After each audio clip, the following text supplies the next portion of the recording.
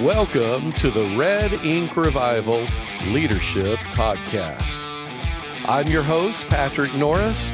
We're going to grow your leadership through neuroscience, psychology, and theology. Welcome, everybody, to the Red Ink Revival Leadership Podcast. My name's Patrick Norris, and I am so excited to continue a conversation around sexual addiction. I have in the house, again, Rick and Christine Presley. We pick up our conversation from last time. Rick and Christine are licensed clinical marriage and family therapists. They're trained experts in the area of sexual addiction. They work extensively both with addicts and those who have been betrayed by a partner, and so partner betrayal trauma. They are trained as EMDR professionals, that's trauma memory protocols. They have a back history as being on pastoral staff, and their own story of addiction, pain, and ultimate recovery has been featured in Christian TV programs, and I'm just so proud of who they are. They've been married for a bunch of years, and they have 2 adult children. And so last time we were together, we talked about a lot of things in their backstory. We talked about how their backstory included addiction and the pain and what brought them to a passion to help others. And we talked about their faith story, and then we went into a lot of things about addiction, what it is. I would encourage you to go back and hear part 1 of this whole episode and conversation. It's something that I think is critical for your own understanding and growth. And then we're going to pick it up today. So first and right out of the gate, welcome again to episode number 2 in this conversation. Thanks. When we talk about addiction and sexual addiction specifically, we often say in our therapeutic, professional circles that it's an addiction's never about the addiction. It's never about the addiction. Right. It's about something else. Mm-hmm. Talk to us about what is it? What is it about? Oh, it could be lots of things, but a lot of times when someone has an addiction of any type, it's about unresolved emotional trauma or unresolved any kind of trauma from childhood. Research is showing that is very common. A lot of times in very chaotic families or very rigid families where it's very black and white, yes and no, wrong and right, you have to do it perfect or you're not worth anything. And so we have these shame narratives that come up, and we can't tolerate that, and we don't learn to self-regulate or learn how to soothe and cope with those things that come up, and in a healthy, connected way with our parents or with a sibling or any of those types of things. And so growing up not knowing how to do that, you get into adulthood and you've never resolved any of the pressure. It's kind of like Dr. Robert Weiss says this. It's like a leaky dam. It's like you have this hole of addiction and you try to plug that hole and you stop that behavior. Well, it's going to start leaking out other places because we haven't released the tension and the pressure that's causing this. And so it's the addiction, the behaviors are not the problem. That is a symptom of the problem. So you have to get to a place where you can address the trauma. You can address the actual things that are underneath, the inability to emotionally regulate. Because another thing that he really says is that addiction is not about sex. Sex addiction is not about sex. It's about escaping the problem. It's about having control over something in your life. And then it's also about escaping reality and escaping your feelings. So escaping your feelings, escaping reality, and having some kind of sense of control over something. Makes sense. And so it's never about the actual drug of choice. And it's interesting that within our Christian circles that we are so captivated OCD level, obsessive compulsive, with the behavior. Everything's about behavior. And we don't even go back, even the story of the armor of God in Ephesians, he says that we take the shield of faith to quench the fiery darts of the wicked, and the fiery dart is a particular Roman weapon that was an arrow that on impact it would combust with fire. Fire is always throughout Scripture metaphoric of intensity of emotion. The enemy knows that the way that I'm going to get behavior that is going to violate health and functionality is to exploit the behavior. And to do that, Hebrews talks about a root of bitterness that springs up. You're not expecting it. Springs up, it troubles, it excites, it agitates, and then it defiles. It inks us with an identity, a sense of self. I think it's interesting because you even mentioned about the rigid, religious, disengaged families that often addicts come from that demographic. And I find it interesting that it requires a high level. Well, Patrick Carnes in his research, I think it's 86% of men self-reported as coming from a religious and or disengaged family. Yes. High level of addicts come from that. And I think when you have the combination of both, where it's rigid and religious and then disengaged, because there is a Christian ethic, there is a value, there are things that are right and things that are wrong. However, if that is outside of relationship, it becomes perfectionism. It becomes that we now are performing to get some kind of allowance, some kind of value. Where the disengagement, it fuels that whole mindset. Disengagement simply meaning that there isn't the relational processing. So if you did step out of the path of, the Christian ethic or values, you have the soft place to land of engagement, of intimacy, of caring, and processing through it together. And in that, it diffuses all of this. Now I have to have escapes to go, if I violate a rule or if I'm not perfect, if I don't do, cross all T's and dot all the I's, then I'm now hanging out here with the possibility of, I'm going to lose.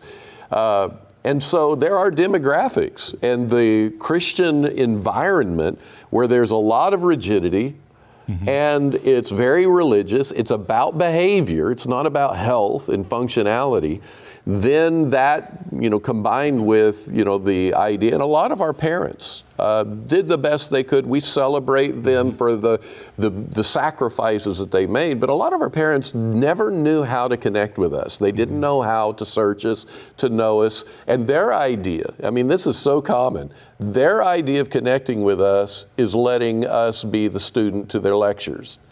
And that is not being searched or seen or felt or heard. And so when we look at these ideas of drivers of addiction, we sometimes say that shame is at the very base, because it's true. We sometimes say that anxiety is at the base, an anxiety disorder. We sometimes say it's an intimacy disorder, all really saying the same things. When we talk about it from the lens of shame, what does it mean to have a shame base for addictive acting out? Man, I think shame is the driver of this so intensely. I think shame is Satan's most powerful weapon against a person in a church, a believer.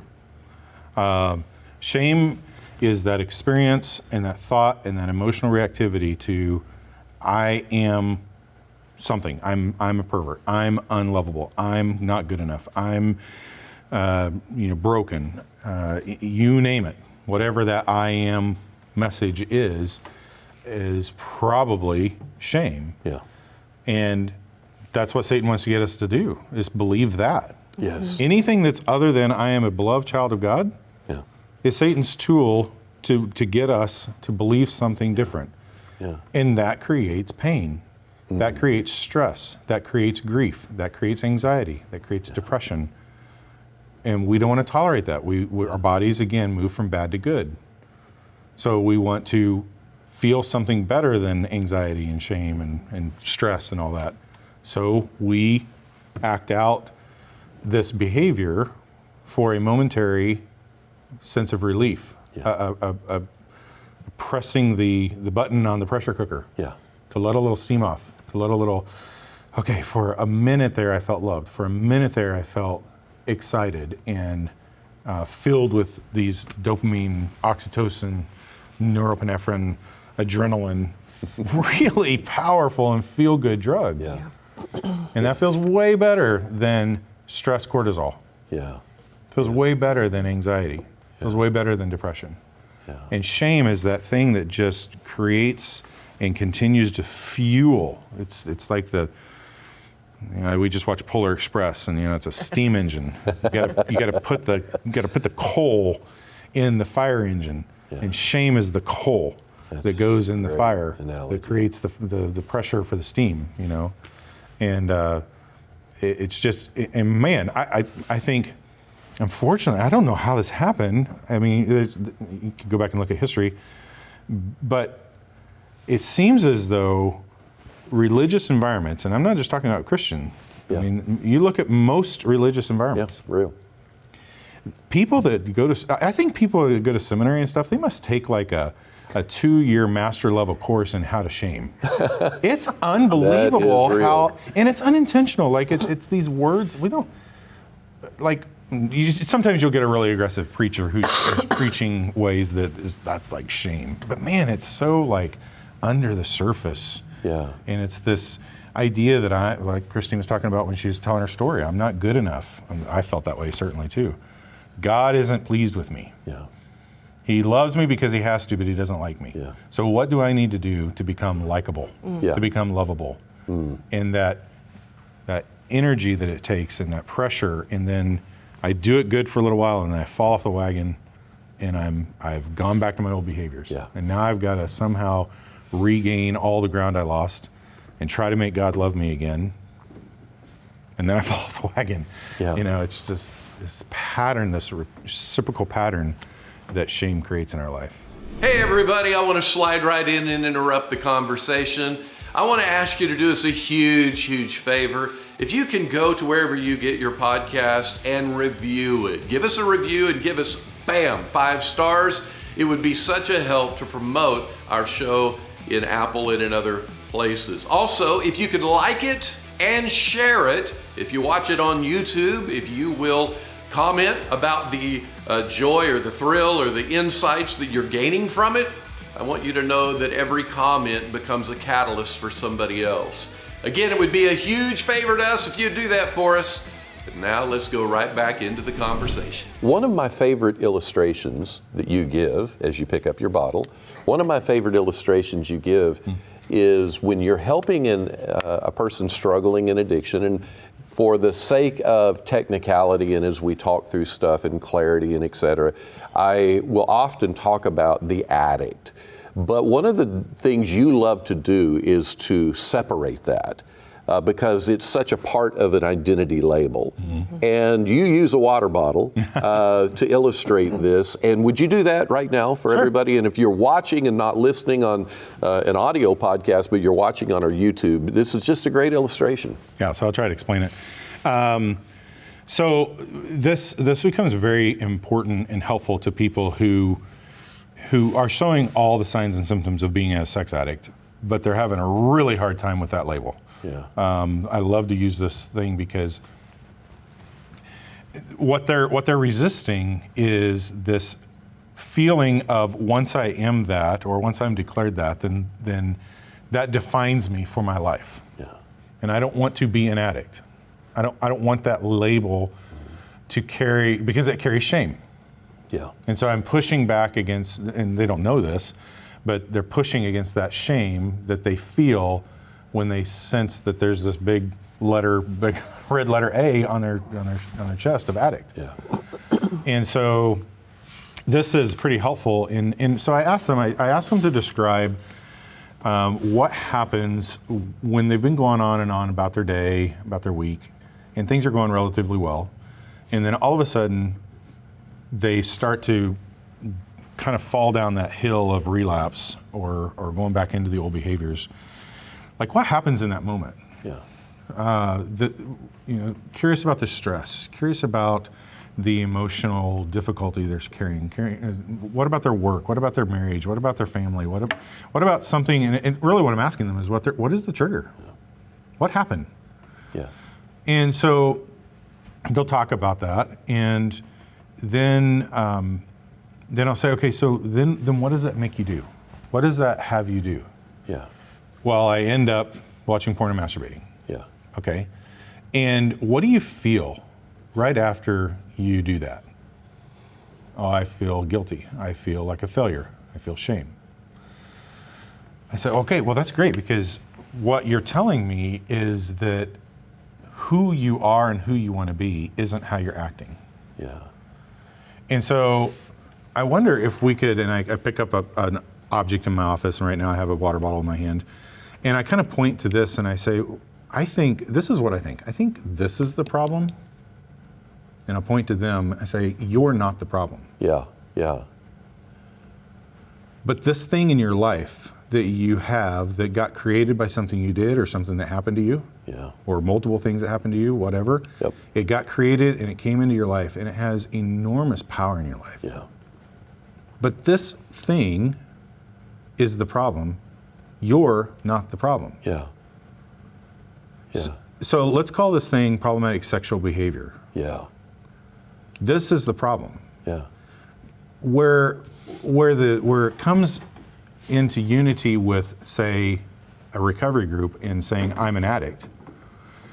Saying I'm an addict is the same thing as me using this example and saying, okay, now that I know that I have a problem in life, and I'm saying this is the problem, I'm not the problem, I have to take ownership Yes. of the fact that this is in my life. Yeah. I can't just go on pretending like I'm totally powerless over this, I'm totally helpless over this, it's just something that I have to deal with. Yeah. Like, you have to take ownership of what are you going to do about your relationship Yes. with this problem. Love it. You may not be the problem, you may not be an addict, if they don't like that word, but you've got a really tight relationship with problematic sexual behavior. Yeah. Yeah.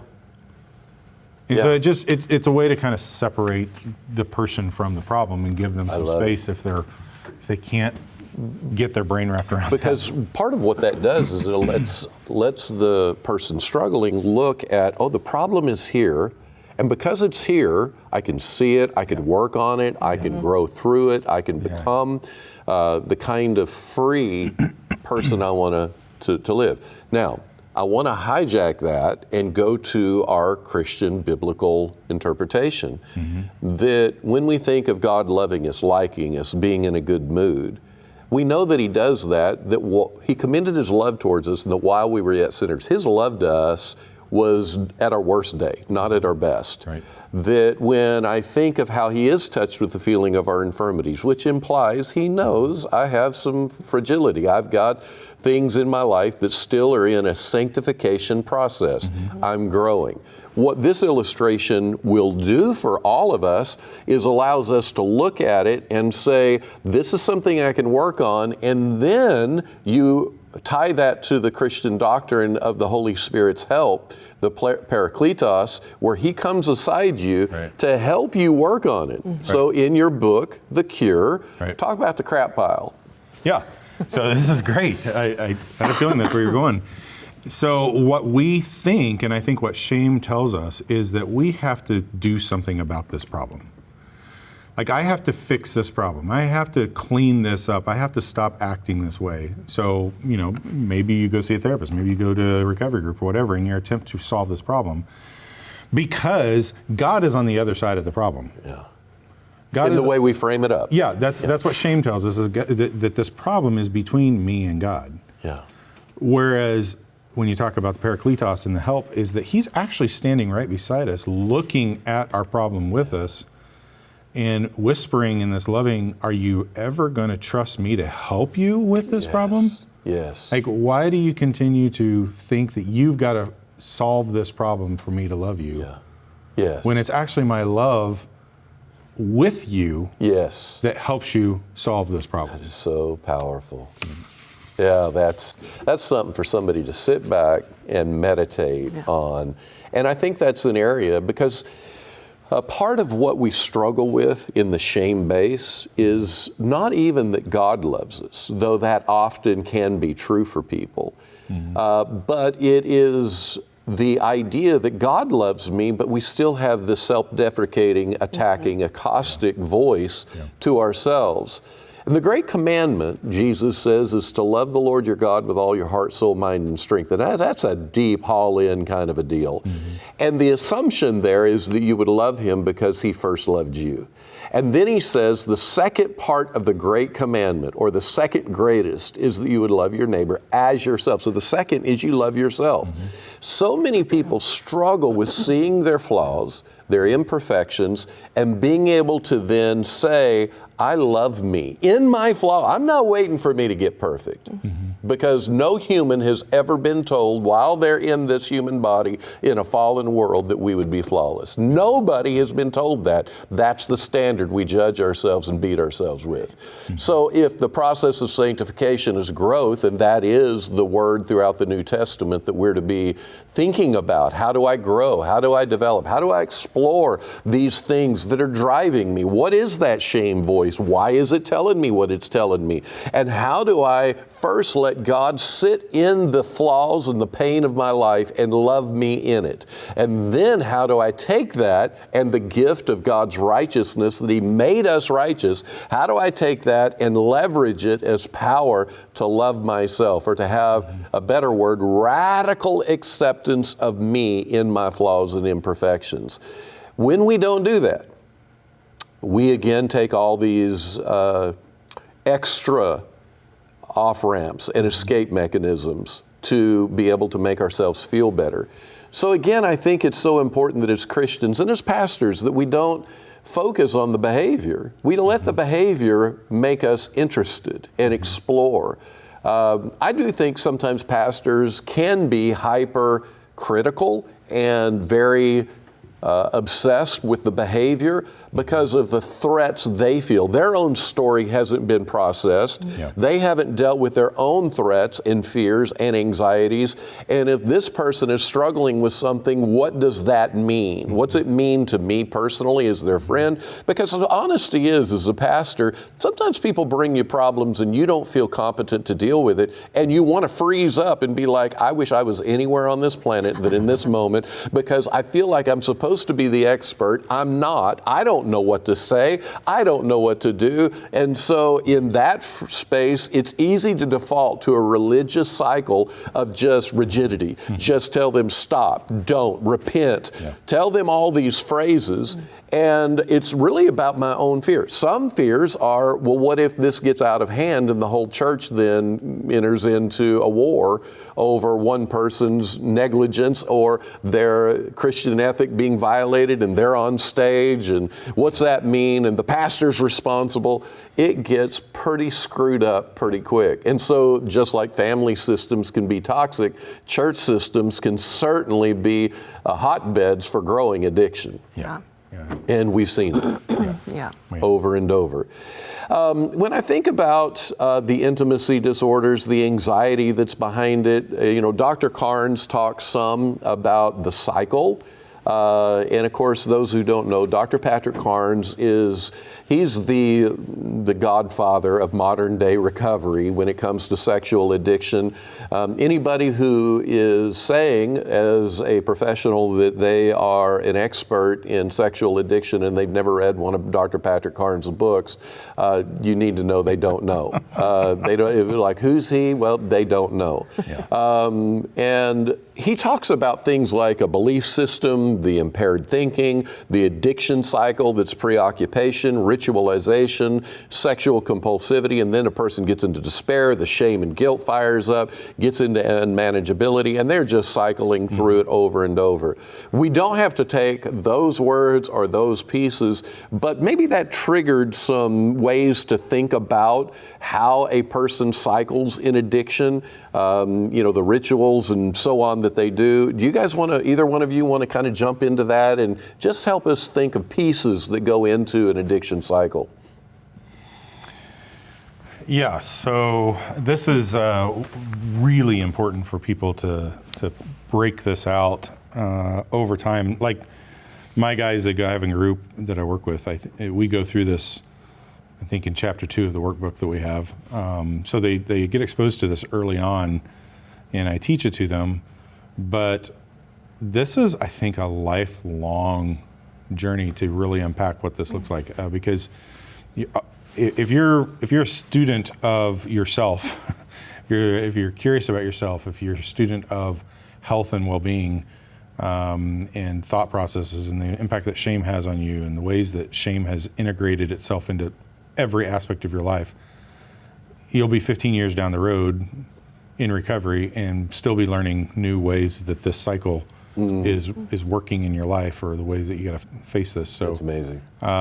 It's really important. So the beginning, the entry point is that belief system.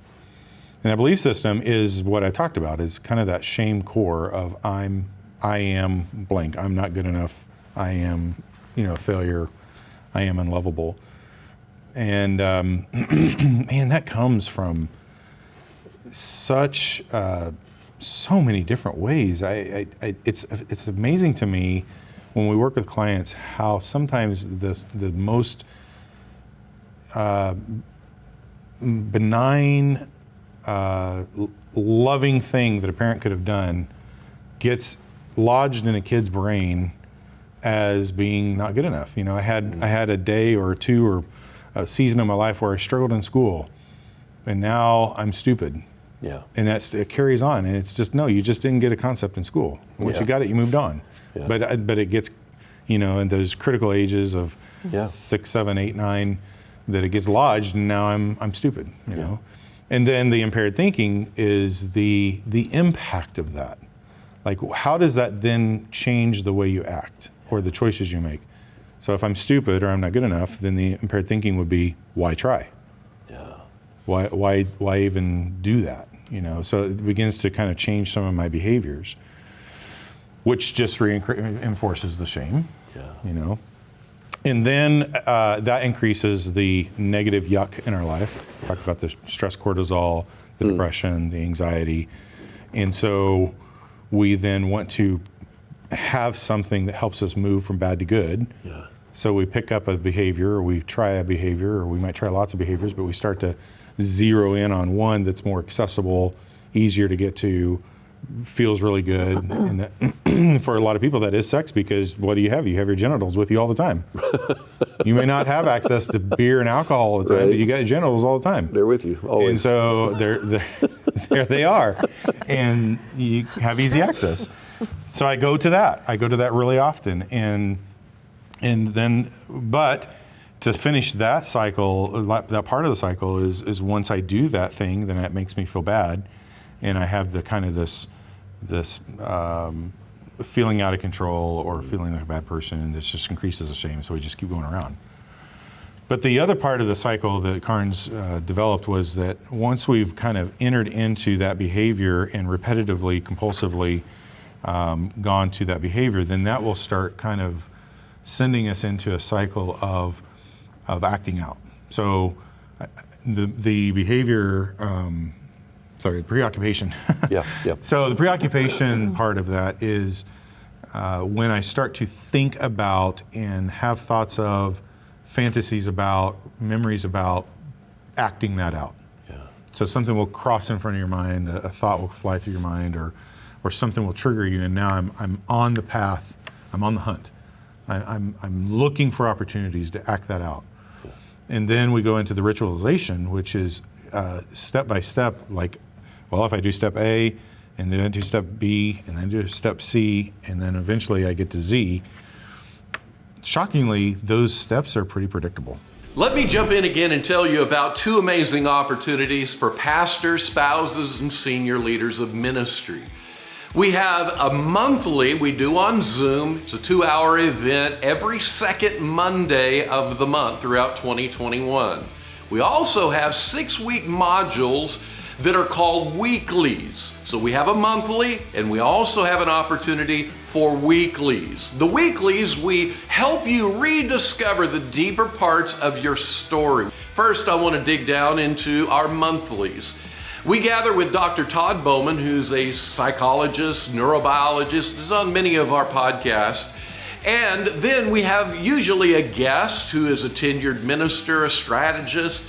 And we, for 2 hours, will have 20 to 30 plus different people who are gathered together. We collaborate, and you set the topic.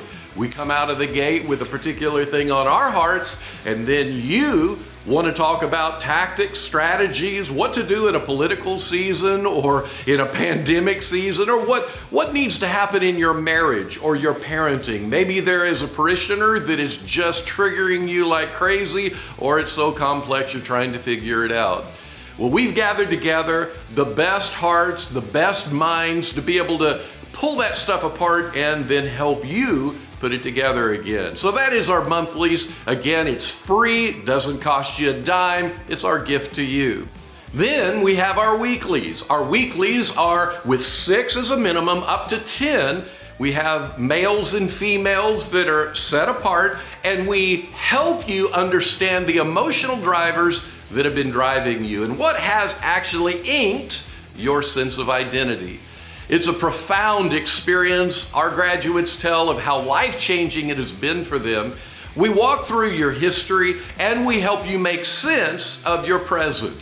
We believe that God wants to expose roots that are actually behind our behaviors. It's an amazing discovery time to really rediscover you. We help you redeem life, and we help you re-dream ministry. We would love for you to be a part of it. Normally, I get $150 for coaching, $150 an hour. This whole program for 6 weeks in Mod 1 would be valued at around $900 of work. And yet, it is my gift to you. I would be honored to walk the journey and to go heart and heart and hand in hand with you. Both the monthlies and the weeklies are featured on Zoom, so wherever you are in the world, it actually is something you can do. Invite your pastor and ministry friends to jump on with you, and let's have a revival. All you have to do is go to reddinkrevival.com for either the monthly or the weekly. Red Ink, REDINK, revival.com. Be sure to register, and I can't wait to see you at both. Can you give us an example of what that would look like in somebody's life? Yeah. So I'll give you an alcohol example that I created. So I don't drink. Say I'm a person who doesn't drink except for Friday and Saturday. Yeah. Well, they're in a pattern of that's what they're doing. So Sunday, Monday, Tuesday, Wednesday, they do okay. The thought of drinking is pretty much out of their mind. But somewhere around Thursday, or certainly probably Friday morning at some point, they start to think it's Friday night tonight. Yeah. I'm going to drink. Yeah. Or I can't wait to, or I can't wait to have that feeling. And so that thought kind of crosses their mind. And then as they go through their day on Friday, they have kind of this excitement, this energy towards doing that. And then they get off at 3:30 and they get in their car and they go down the same old street and they go to the same old liquor store. Yeah. And they go to the same place and they get home and they eat and then they take a shower and then they put on comfy clothes and then they start drinking. There's this pattern, this predictable pattern, and it's not always that concise, but there's when the trigger happens, when the preoccupation happens, there's usually a pattern that people follow until they get to where they're acting out. The more in the addiction they are, the more set those patterns are. I see in teenagers who struggle with porn access, that it's a self-grooming process of I start with Facebook or I start with Instagram, and then I end up looking at the search environment within Instagram, and it has all these things that are coming up, and the next thing I know, I'm progressing and the neurochemicals are giving momentum, and then they end up moving into something to where when they started, they didn't have an intensity, but now they do, and then they move into porn and et cetera. So one of the things that, like in porn addiction, that putting a filter on is not to police you, it's to give you time to disrupt. Right. The purpose is to disrupt. That's it. It isn't to hold you down and handcuff you, because everybody that I've ever worked with, they can find loopholes Every single one. around everything. But even then, You still have to take the time to go through the loopholes, and so there is a disruptive element. But again, that's a part of that ritualization. And people that they may drive down the same street, or they may access an app that just tells about dating profiles, or you name it. And those are all this, like you said, it's amazing. It's almost plug and play. It's robotic. Yeah. Well, it's a process addiction versus addiction. So it's the fact that it's a process piece means that it's the whole thing. It's not just the actual climax. Yes. It's every step gives them a dopamine hit because of the anticipation of the climax. You can think if you go on business trips to Chicago, and then next week you know that you're going to Chicago, and that's typically been when you're acting out. The moment you recognize, oh, I'm going to Chicago, you're already in that process of addiction in your brain. Yeah, and business travelers, it actually is, they start packing the suitcase. Oh, yes. They get on the airplane, and I mean momentum. And what shocked me in our training was that you can get more of a dopamine release in the anticipation than the actual experience of climax itself. I didn't understand that for a long time, because I was the kind of guy who I would watch porn so that I could masturbate. That was my style. Well, the hunt, it's more. Talk to people who hunt. Sometimes the fishing, the hunting, the looking for is more fun than the kill. Oh, yeah. There's more excitement, there's more anticipation, there's more adventure. Interesting. In the hunt. So you'll find some guys will be online with porn for, several minutes to several hours, and never come to completion of ejaculation. Because that's not why they're doing it. Because they like the hunt more than that. And so, yes, Christine's right that there's incredible dopamine hits all along the way. And so if you have a group of people that are growing in emotional intelligence around these kinds of things, and they're being trained with the same tools and so on, you can reach out to them. And in the middle of the ritual or before the ritual, and you can out yourself in vulnerability to share it so that you can disempower some of the pieces that have driven. So that would be a part of the recovery. But after ritualization, it moves to sexual compulsivity and then despair. Do you want to pick up on there? Yeah, sexual compulsivity is the act. So that's maybe the looking at the porn, it may be the masturbation, it may be the ejaculation, it's the act. And then despair is that intense sense of hopelessness, powerlessness. I'm not good enough. I can never beat this. I'm just always going to be this way, which then will lead back into the preoccupation at the first opportunity, because it feels better. It feels better to feel the excitement about potentially acting out than it does to feel the despair. And it's just a never-ending loop until, like you said, something happens to stop that. And that's oftentimes, unfortunately, what so many people experience is they get found out. They get discovered. And that begins then a process where it stops the behavior. Because our shame, again, hides and divides us and puts this mask on. We want to pretend like everything's fine, so we're probably not going to say anything to anyone. Which is incredibly risky, especially to your audience on Red Ink. When we're talking to pastors, huge risks there, massive risks. But the fear of telling someone and asking for help, there's fear in that. There's risk there too. Will I have a job? Will they keep me on? Will I be able to? I mean, like the thing that was so hurtful and hard for me in the beginning was, ministry is one of probably. I don't know what else. Maybe ministry is one of the only professions where your personal integrity is tied to your ability to make money.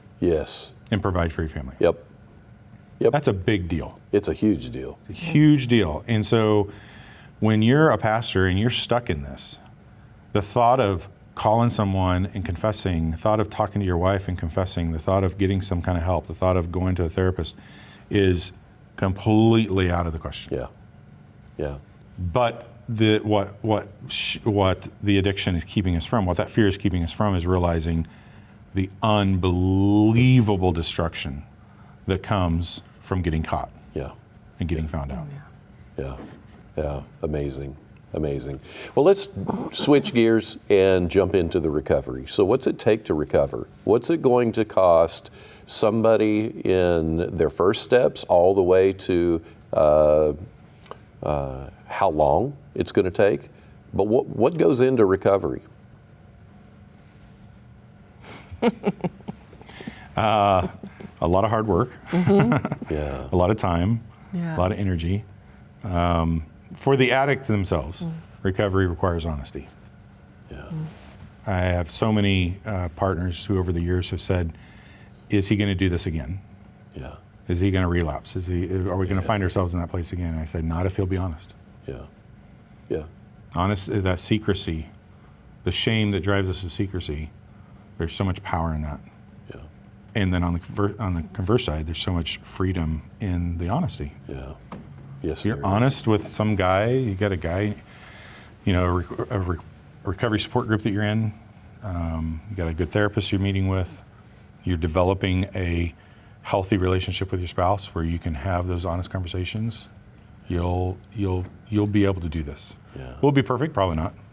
Right. You'll stumble and bumble along the way, but you'll get there. Yeah. So that's what it takes. That's one of the big components that's super scary for a lot of guys, is learning how to do that, learning how to be honest, learning how to be vulnerable, authentic. Yeah. Boy, that's a tough one. Yeah. For a lot of people, is learning that behavior. Other points of recovery is certainly breaking through denial. That's probably one of the first steps as well. Is this ability to call it what it is. Yeah. Yeah. And stop minimizing, stop denying, stop rationalizing, stop calling it something else. Yeah. Stop saying every guy does it. Yeah. I'm no worse than that guy. Yeah. Or I'm better than that guy. At least I didn't do that. These are all denial tactics. And I hear that. Yes. Oh my gosh, all the time. All the time. I get a guy who's quote unquote just a porn addict. Yeah. I just watch porn. Just a porn addict. Comes in a group and then he's meeting with guys who've sought out prostitutes for years or had multiple affairs for years and years and years, and then that thought comes in, well, at least I'm not that bad, maybe I shouldn't be in this group. Yeah. It's like, no, you're out of control just as much as they are. Yeah. Yeah. So breaking through denial is very, very important. Yeah. And then, there's a lot of components to recovery, but I think early on it's that honesty, breaking through denial, and then another component that really shows up a lot is the relational dynamic between an addict and the offended, betrayed partner. Yeah. That creates a lot of distress in a marriage. Yeah. And can be really, really difficult for a couple to figure out how to navigate. And that again, I know Christine could speak, maybe she will, speak more to this, but when it comes to the betrayed partner, yeah, I think that is as equally dangerous for a partner to go to someone who's not trained. Yes. Oh my goodness. Because if they go to a pastor who's not trained, if they go to a therapist who's not trained, if they go to a friend who's not trained, boy, those questions of what did you do? Yes. Were you having sex enough? Yes. Yes. You gained too much weight. You wouldn't do this kind of sex act or whatever. Brutal. And then the pain that they can't seem to get rid of, then more shame gets piled on there, and well, you just need to get over it. You just need to trust him again. You just need to learn how to move on with life. And so couples can get caught in that cycle and spend a long time in those early stages of recovery in some of those problematic areas. Yeah. How would you like to reboot your personal finances this year? How would you like to take control of your money, turning small wins into big results? I want to encourage you to check out my wife Tina's financial coaching business at tinanorris.org. You might be wondering, what is a financial coach? A coach is someone who will personally team up with you to outline financial goals, inspire you with energy, help you stay focused on your goals, and so much more. You can do it all through Zoom, and she provides a free initial consultation, so there's no pain or cost to you for your first steps. Maybe you've been to several Financial Peace University cycles, left with great intentions, but struggled to execute. You need a trainer, a coach, another human that won't shame or judge you to help you stay on track. Tina is a certified expert that will help you with clarifying financial dreams, understanding spending patterns, reviewing all financial obligations, assessing financial and insurance needs, defining a spending plan, understanding your emotional profile related to money, building margin for savings and emergency funds, learning strategies for attacking debt, and referring recommended financial advisors to multiply your tomorrow. And she isn't selling any products, policies, or investments. She is the ultimate financial teammate. As Tina's husband of 30 years, I can tell you firsthand how much of a difference Tina's skills and giftings have made. Our financial portfolio wouldn't be a fraction of what it is today if it wasn't for her. She works with clients that are single parents, everyday people, pastors and church staff, as well as high-income professionals. I've known executives of Fortune 500 companies that manage billion-dollar budgets at work, but then come home to complete financial disorder and disappointments. Shame roars at them as they face the stresses of marriage, kids, and struggling retirement plans. A personal trainer can change the way you think, emote, and behave. If you have friends, church members, clients, or even young marrieds that are launching their financial lives, you will do them all a favor to have them check out this amazing option. If professional athletes need a coach to win the day to fulfill their dreams, then you and I do too. And you won't find anybody better to help you get there than Tina Norris. Set up your free consultation from anywhere in the world today. Go to tinanorris.org to find out all the details. We were having a conversation a couple weeks ago, and I was like, I would never recommend that a partner talk to a pastor who's not been trained in this. Right. If they have letters behind their name, PSAP, whatever, I mean, if you are trained, if you're knowledge, if you're partners, addicts, both are going looking for help, and we are hurting. They are hurting the people who are coming and trusting you for help. And it is just so damaging. So damaging. Well, you guys know, I mean, you guys are licensed marriage and family therapists in the church that I get to lead. And you know that, I've been through a certification program that you guys have been through in terms of the addict, not partners. But either one of those, I find myself to have a level of understanding of it, and I'm confident in where my lane is. But you guys already know. I over and over talk about, no, you guys you're the real deal. I'm, on the other hand, I'm just, I know enough to help some people. And I love to refer. I know my gift set, and I feel confident and good where I'm at. But particularly the partners, there is no way that I'm going to do the hard work with a partner when I have somebody like you, who is one of, at least when you went through the certification program, you were one of the first adopters of that certification, which would put you at one of the very top experts in the world at that time, just based on what you've gone through. And I'm like, there is no way that I'm going to, and part of it is as a pastor, I don't want to be in that level of the weeds. That's why you get paid by the hour and I don't for those. But you're in the minority in that. Oh, yeah. You really are. Yeah. You really are. And there are some lanes of thought that you shouldn't see a therapist. You shouldn't. You only see someone who is biblical counseling.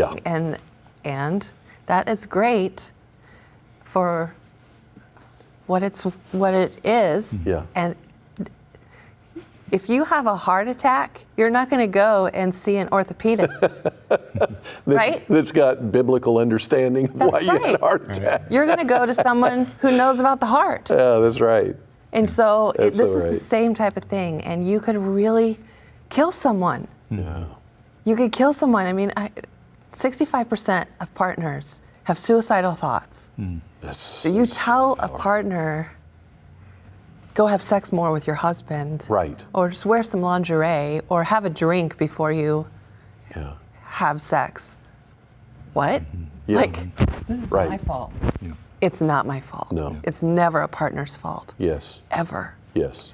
So it's very damaging, and I'm very passionate about Oh, that. I love the emotion that I feel from you. I can see it in your eyes. I just find that so important, and even when it comes to working with people in their trauma stories, Red Ink Revival. I work with a lot of people, pastors, and I help them begin to put together their backstories. I work with their themes. I help them make sense of a lot of things. But when it comes to the deepest work, are you kidding me? That's not where I'm good. I want them to go to you guys. I want them to do work with EMDR. I want them to really have opportunities to grow, because what we're talking about, again, is a brain issue. And for both, the impact that addiction has on the person struggling with the addiction, it's a brain issue. So sometimes this is going to take, in fact, we estimate 2 to 5 years if the person has been acting out in skin-to-skin ways, 2 to 5 years for recovery. And that isn't putting them into prison. It's saying your brain's been impacted. The partner's brain was traumatically impacted, and it's going to take time for the brain to recover, and we have to love ourselves well while the recovery is happening. And I do believe that not only are pastors not fully equipped to deal with this and shouldn't attempt to, but there are many, many therapists who are not equipped to deal with it. They say that they're trained in trauma. They say they are trained in sexual addiction, and again, they've never read a book of Dr. Carnes, or they have 2 hours of training on trauma. That's not enough. Right. There's way too much more there. Well, before we wrap this up, I do want to talk about how when Dr. Carnes has worked with hundreds and then thousands of individuals and have seen some of the most difficult, challenging kind of addictive behaviors going on. And so much damage has happened in their lives. And it looks impossible that they could ever live a life that temptation or those desires would be manageable. He's seen them be recovered. And it's all a secular organization, some of which is using the 12 steps. So there is the relationship of a higher power. He asked them what are the biggest factors of their recovery after they've gone through the 2 to 5 years. And they report back that the number one, this is a secular organization, but the number one factor of recovery was a higher power, which of course we know is Jesus. We know that fills all the gaps, His love, His intimacy. But when they say the higher power, they're alluding to the fact that they had to come to a place where they abdicated control. It was the detail-to-detail controlling of things that was actually a part of the shame, and it's actually a management mechanism of their shame, trying to control stuff. And then it not only is the relationship with God, but the next most powerful has to do with a group of people that we would call a process group. These are people that are going through the same kinds of things, that are using the same tools, fighting for the same stuff. That was more important to them than even the academics or the tools that they gained. The tools had to be utilized and executed within community. So when I go through that list, one of the things that you'll hear people, I know you hear it all the time, that they assume is I can handle this on my own. I can do it by myself. And the reality is it's probably, if not impossible, it's so close to impossible, you might as well go ahead and say it's impossible.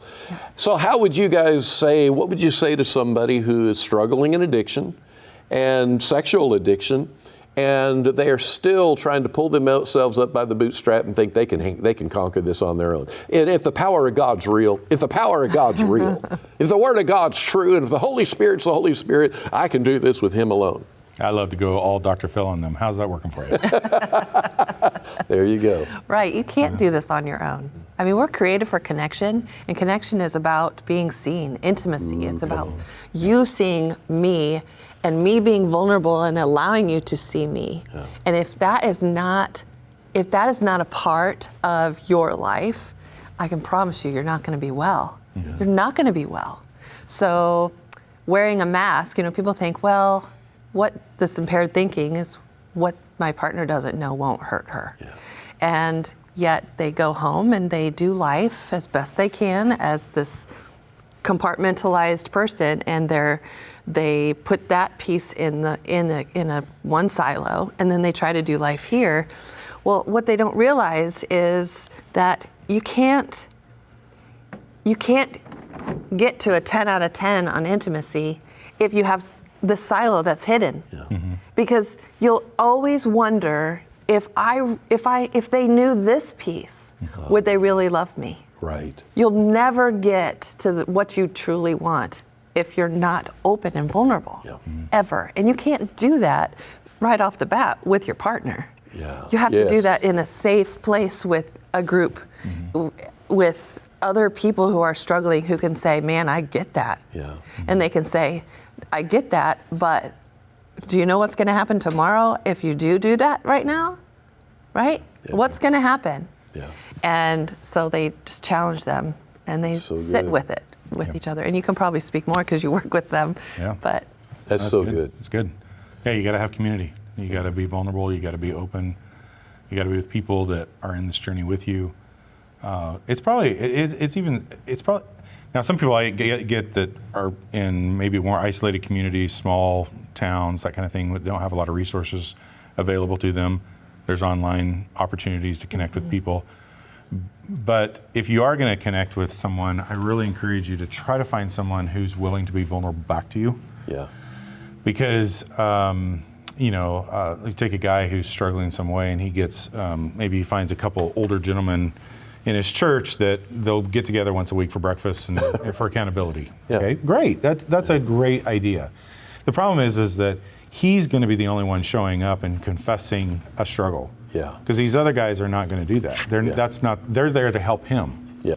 And it's going to create a dynamic along the way of, I'm now the problem child in these 2 or 3 people relationship. Yeah. So you really got to find people who are in that journey with you. And of course, again, if you're in a small town, you might not be able to find that with someone who's struggling also with sexual addiction, although you can if you try, because they're everywhere. Yeah. But you might find somebody who's struggling with drugs or alcohol. Yeah. And so the recovery principles and the 12-step ideas and all that, you can share those things, and the idea of openness and vulnerability and ownership and confession are still happening between the two of them. Yeah. But man, find yourself a group, find yourself a people that you can practice that with. And I think the best place to start that is to find a credible, certified authority, a therapist, somebody who knows this. Yeah. And then they can help network you into a community. Yeah. And because again, people are like, well, if I need community, I'll tell Billy Bob, or I'll tell my cousin Joe. But cousin Joe doesn't have the abilities to help you. Even when it comes to accountability, what accountability is not to be the police. Yep. Accountability has to be a gifted searcher, somebody who searches you. Mm-hmm. So you just had a relapse, or you're wanting to have a relapse. A good accountability partner is somebody who can look you in the eyes and simply ask questions. Yeah.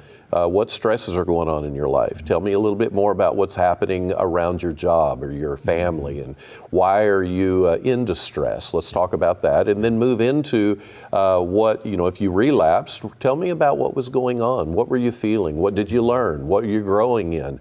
It isn't a slap on the hand and saying that if I can be harsh enough, you won't do it again. Right. Mm-hmm. And most people, when they think of accountability, they freak out because they don't know how to do it. And then they power up as some, force in your life that actually does more damage than good. Yeah. So I do think all of that is incredibly important. Thank you guys again for being a part of this whole conversation. It's amazing. I appreciate the friendship, and I really appreciate your professional lives and what you've given yourselves to. But this has been awesome today. Thanks. Thanks for letting us be here. Yeah.